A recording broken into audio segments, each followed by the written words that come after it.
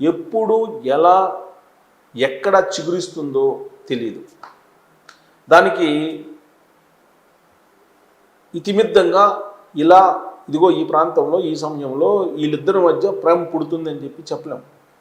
అందుకే దాన్ని పవిత్రమైనటువంటిది అని అంటారు ప్రేమని. అది ఏమాత్రం కల్మషం అయిందంటే నిలబడదు. కానీ ప్యూర్గా పవిత్రమైనటువంటి ప్రేమని ఎవ్వరు టచ్ చేయలేరు.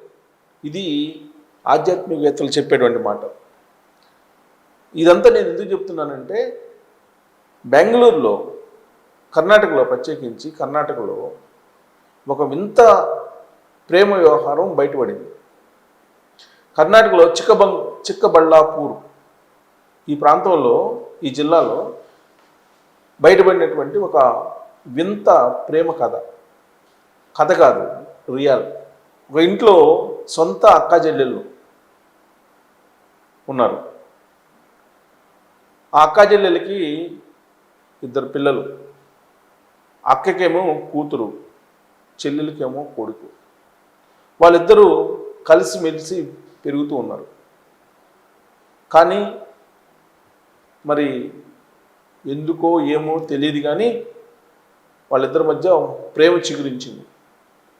దాదాపు 4 ఏళ్లుగా వాళ్ళు ప్రేమించుకుంటున్నారు. వీళ్ళ ప్రేమని గమనించారు అక్క చెల్లెళ్ళు.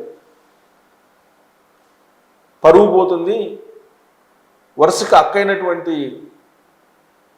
దాన్ని చేసుకోకూడదు, ప్రేమించటం ఏంటి అక్కని అని చెప్పి పిన్ని కొడుకుని, అంటే అక్క చెల్లెళ్ళ కొడుకు కూతుర్లు అన్నమాట.